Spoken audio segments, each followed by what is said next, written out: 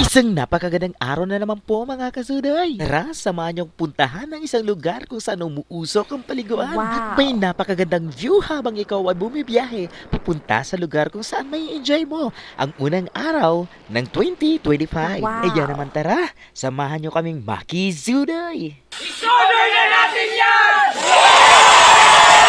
Pero bago natin simulan ang ating unang paglalakbay sa taong 2025, ay handa muna natin ang ating mga dadalhin. Syempre, mga sobra-sobrang pagkain lang mula kagabi.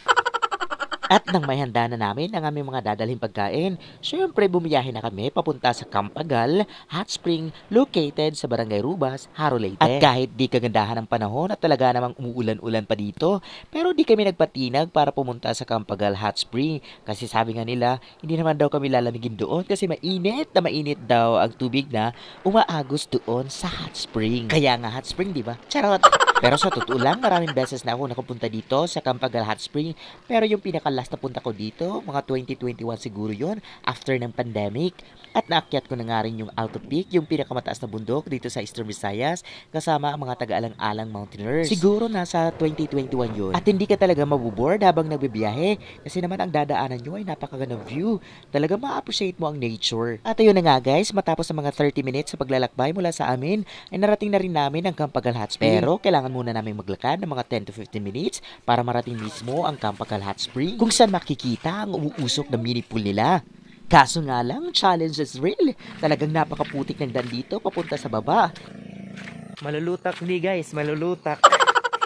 Mas maganda siguro pag may zipline papunta sa baba. Charot! Maliban sa maputik ang daan dito, ang isa rin sa magpapahirap sa'yo rito ay ang pagbaba sa napakatarik na daanang ito. Grabe madalunot. Diyos ko, isang pagkakamali mo lang. Siguro karga-karga mo na yung manok ni San Pedro. Yun naman sana, uy! Nagchinilas na lusot na guys. At talaga nga namang ingat na ingat kaming bumaba dito. Lalong-lalo na umaakyat na yung mga nauna sa amin. Sila pauwi na, kami papunta pa lang. Ano ba yan? Dos na. Karayo pa. Pwede makita wambok na lako. Gusto ko mirani na kita. Ikaw na la.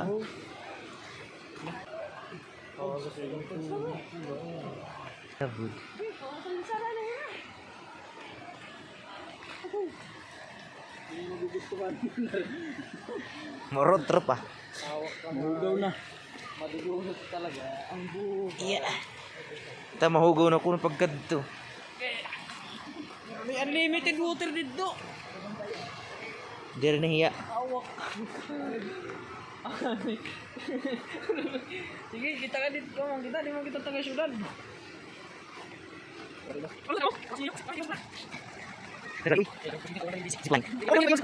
Sa wakas, nakarating na rin kami dito sa Campagal Hot Spring.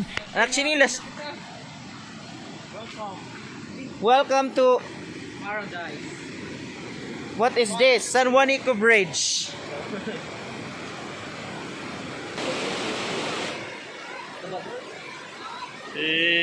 Jamon. At pagdating nga namin dito, sobrang dami ng tao. Akalain mo yun? January 1, napakarami naliligo dito sa Campagal Hot Spring. Butin lang, pagdating namin dito, may available pang cottage worth 400 pesos. At pinagbayad na rin kami ng entrance fee worth 30 pesos per head. Di kami yan ah. Mag-iinsaw kami. Insaw. So ngayon makikita natin kung ano, makikita nyo pa lang. Guys, it's hot. Kasi dito guys, mas mapasok pa niyo relasyon. Mini falls. Mini pools na mapasok-pasok. At dahil sa napagod at nagutom ang mga damulag, syempre kumain muna sila bago sila magbabad sa napakainit na tubig.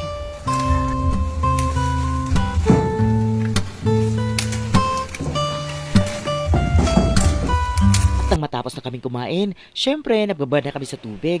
Kaso nga lang, since hapon na ngayon, hindi na masyadong malinaw ang tubig dito. Pero mararamdaman mo pa rin yung init. Mas mainit pa sa pagmamahalan nyo. Charot! Threesome. Kalubog. At dahil sanay na ako sa kanila, kahit ayoko sana maligo kasi malabong tubig, ay nakilangon na rin ako. Sanay naman ako sa malabong relasyon. Charot!